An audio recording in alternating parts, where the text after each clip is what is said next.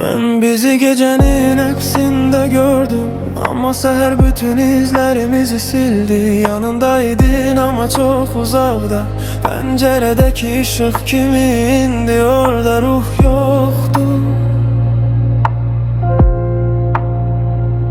Danışırdık ama həqiqəti eşitmirdi. Bir-birimizi saxlayırdıq, buraxmaqdan qorxaraq. Sən mənim demək olarım, mənim bəlkəm idin. Olmağa qismət olmayan bir sevgi.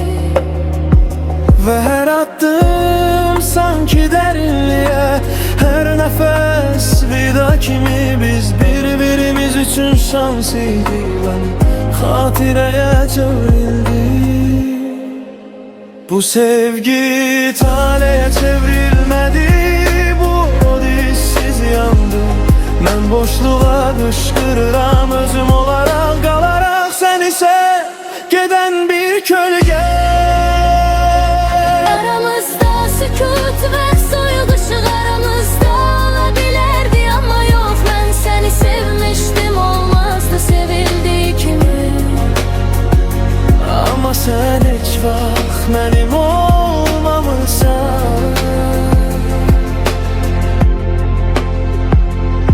Sen korkunu ağrı yerine seçtin, ben ağrını yalan yerine seçtim.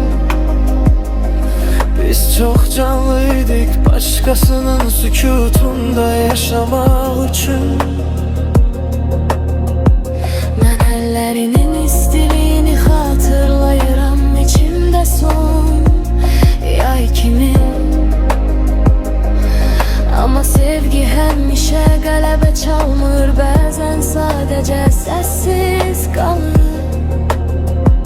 Ve yine divarlar arasında tekem, senin sesin ekseda kimi eşidilir. Biz bedi olmadık, biz ders olduk. Bu sevgi tayı çevrilmedi, bu dişsiz yandı. Ben boşluğa kışkırıram, özüm olarak kalarak. Sen ise giden bir kölge. Aramızda sükut ve soyuq ışıq aramızda olabilirdi, ama yok. Mən səni sevmişdim, olmazdı sevildiği kimi.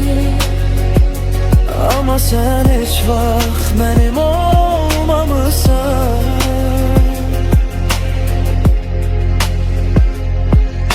Eğer zaman bacarsın bağışlamağı, Eğer ürək sözleri hatırlamasaydı, ama yarımçıq sevgi her ağrının üstünden daha çok yanır.